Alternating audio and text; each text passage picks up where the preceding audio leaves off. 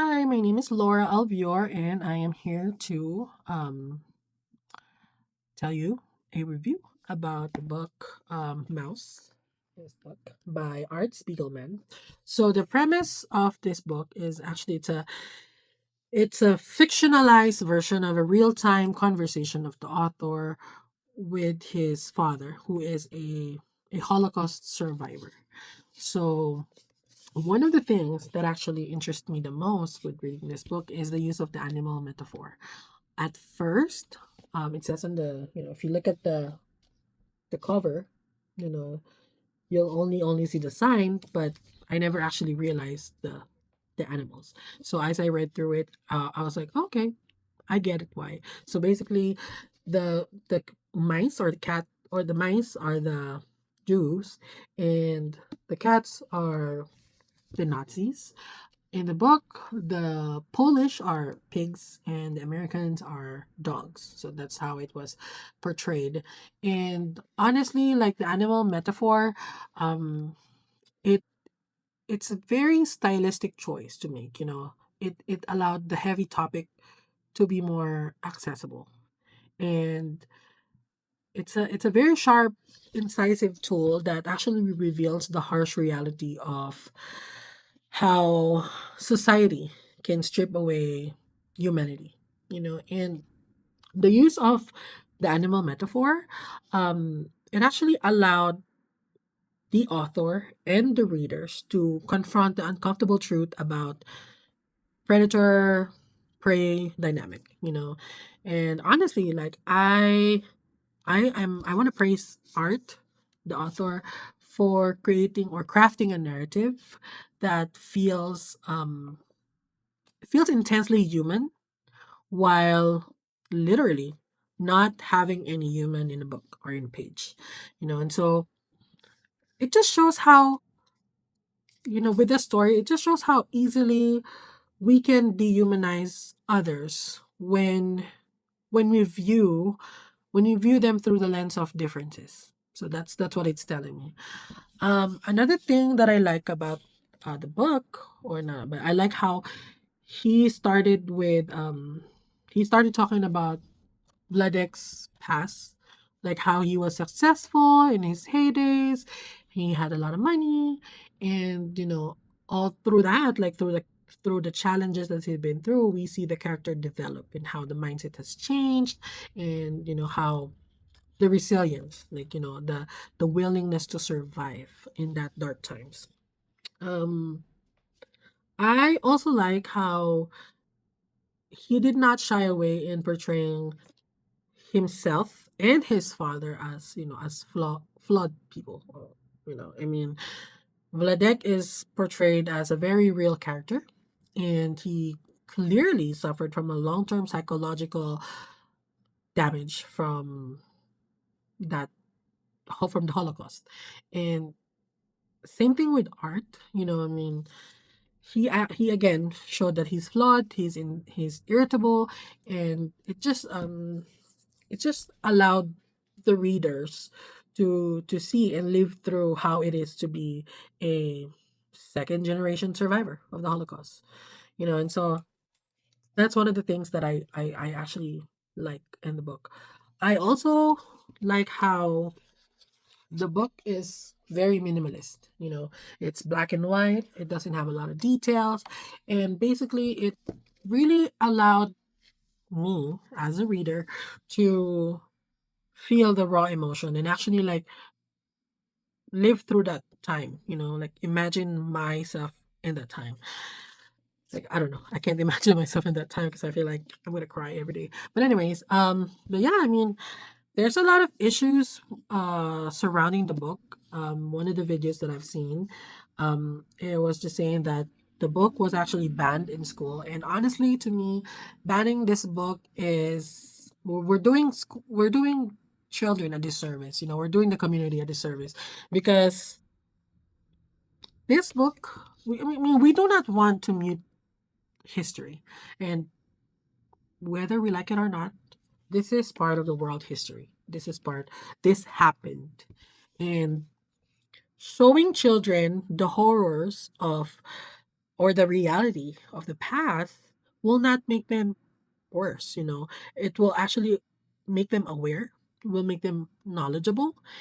It will teach them that, you know, that these things happen and we lived through it. And so we can, they survived, they did it, like we can do better in the future, you know. So yeah, I mean, I honestly believe that this book teaches a lot of things. One of it is how discrimination develops in the society. You know, I mean, the small wins that the oppressor gets, those harmless wins, basically like affects people, you know, in a long term. And that's how it starts.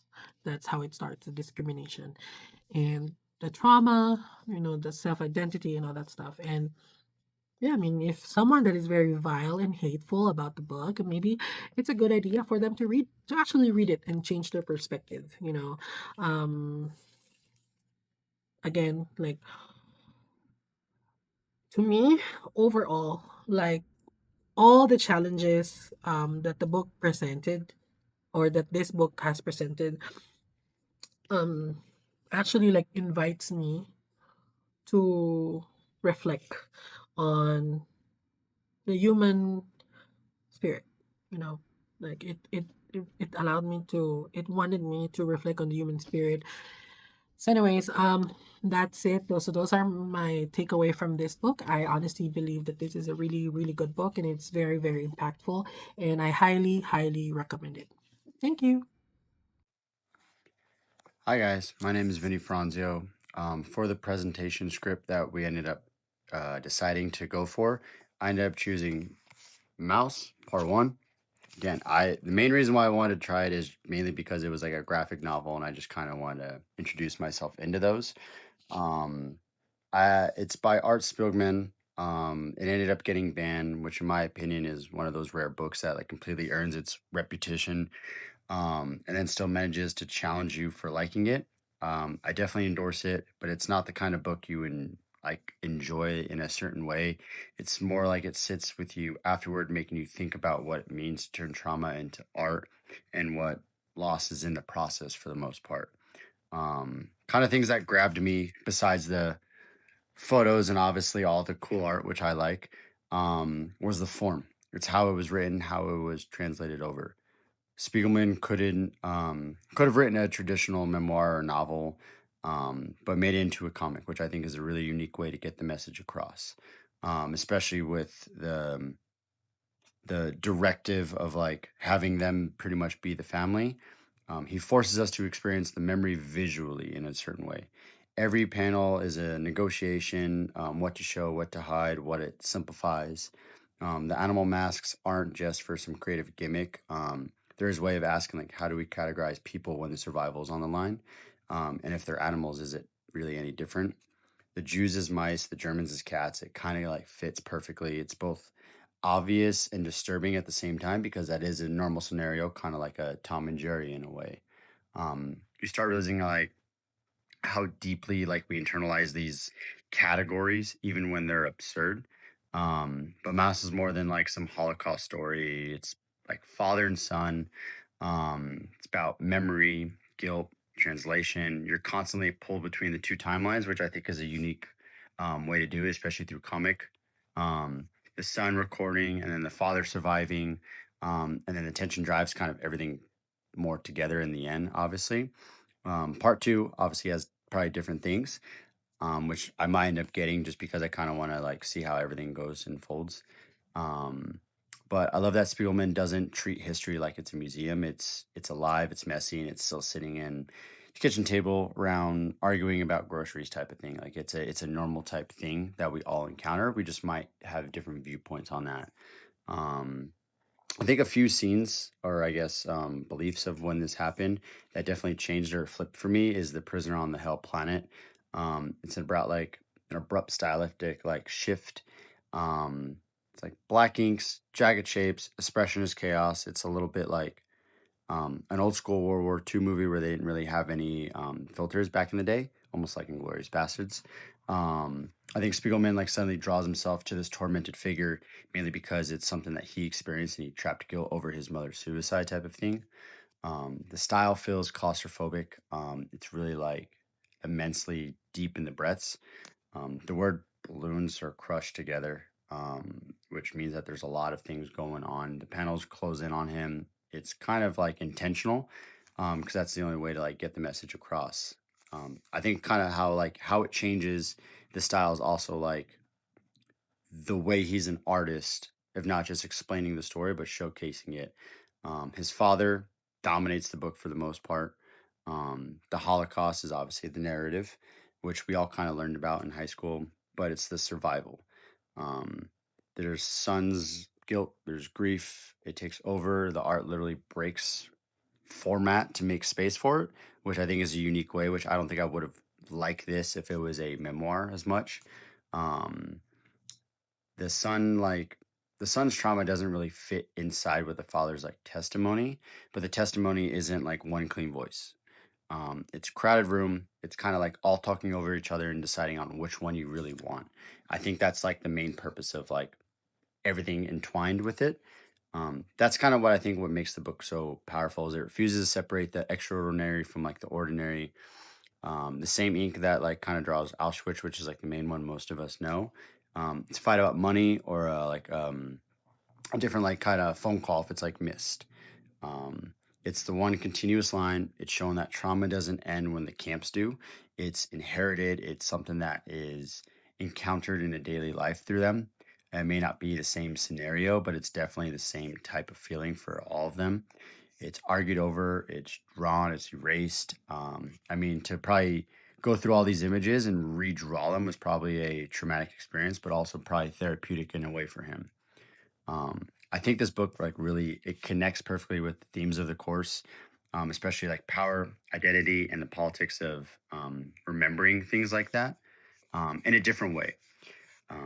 Art, like he's doing more than like telling the story. I think he's dissecting how the stories might have been encountered back then and not knowing how to explain them. So it kind of shows like his power as an artist and a storyteller. Like who gets to remember and who gets to remember through someone else's pen. This is a good way to do it because I think this can go about with a lot of different generations, and most people would understand this from time in and out. The mask literalize like those questions, like they make identity both visible and trapped, which is why I think the visual version of this is way better to me than just reading it like it's a memoir. If I had to sum up the message, I think it shows that memory isn't a monument; it's a workout in a way. You don't honor it by putting it like on a shelf. You honor it by wrestling with it, letting it weigh on you a little bit, and then refusing to pretend it's like lighter than it is. Like taking it for what it is what this book is kind of all about. Um, and I think I have like the discussion questions. I think when the visual style shifts from prisoner on Helen Planet, who gains the authority, the father or the son, and what does the ship say about those who trauma can center that stage? I think that was a good one that I kind of thought process through it.